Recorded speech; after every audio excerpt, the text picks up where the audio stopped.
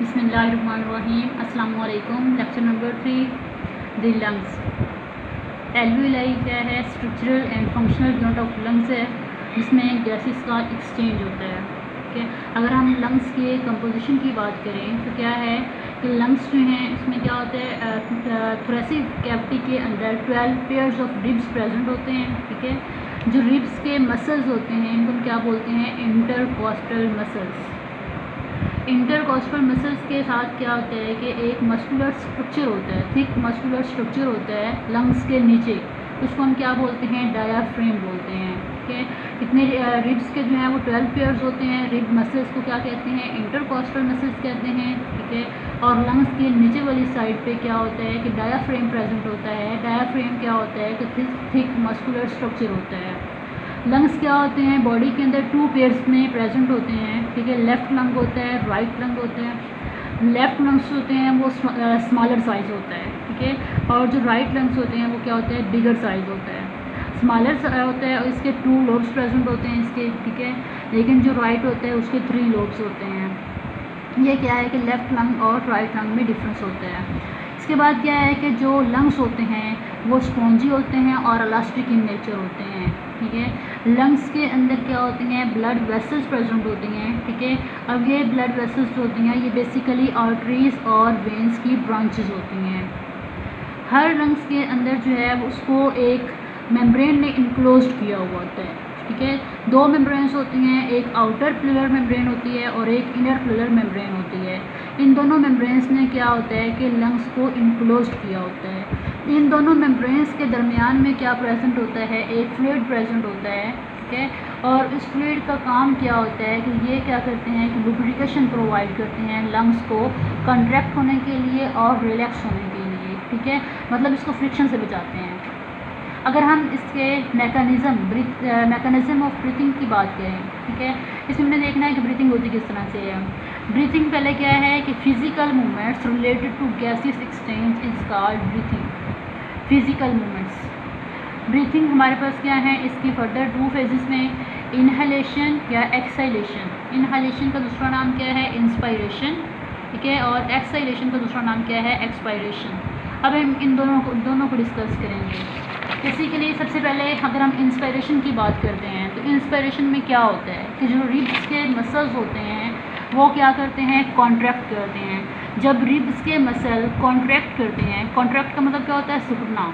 तो रिब्स क्या होती हैं? ये ऊपर की तरफ हो जाती हैं। ठीक है, और जो डोम शेप डायाफ्रेम होता है वो क्या करता है? कॉन्ट्रैक्ट करता है। जो डायाफ्रेम की शेप होती है वो बिल्कुल इस तरह से होती है। ठीक है, अगर हम बात करें तो इस तरह से डायाफ्रेम की शेप होती है। ठीक है, लेकिन जब हम इंस्पायरेशन होती है रिब्स मसल कॉन्ट्रैक्ट कर जाते हैं। ठीक है, रिब्स जो हैं वो ऊपर की तरफ होती हैं, तो ये जो डोम शेप डायाफ्रेम था इसकी शेप जो है वो बिल्कुल इस तरह से हो जाती है।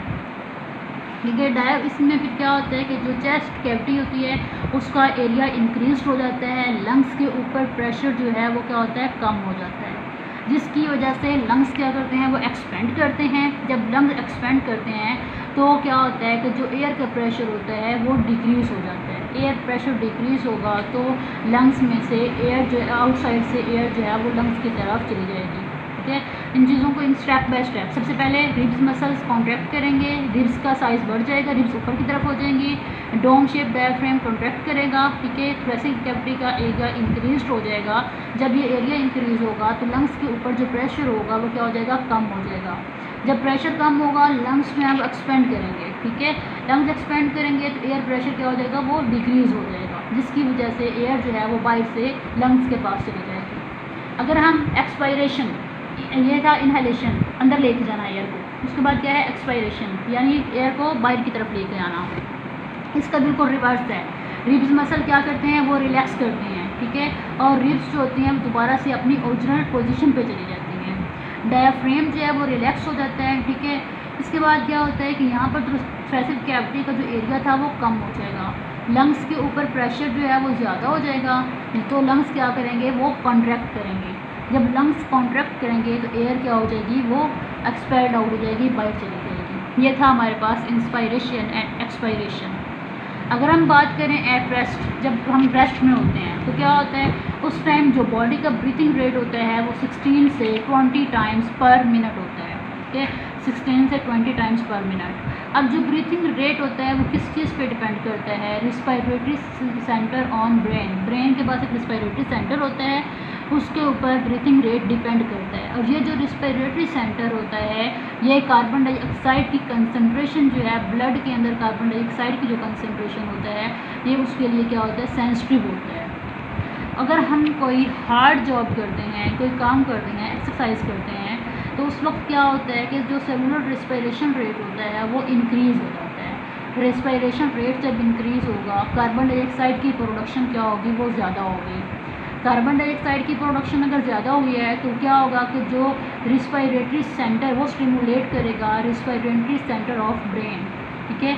जब ये क्या करेगा? स्टिमुलेट करेगा, अपना मैसेज जो है वो रिब्स मसल्स के पास भेजेगा और डायाफ्रेम के पास भेजेगा, जिसकी वजह से क्या होगा? ब्रीथिंग रेट ज़्यादा हो जाएगा, ठीक है। जब ब्रीथिंग रेट ज़्यादा होगा तो बहुत ज़्यादा कार्बन डाइऑक्साइड जो है वो बॉडी से रिमूव हो जाएगी, ठीक है।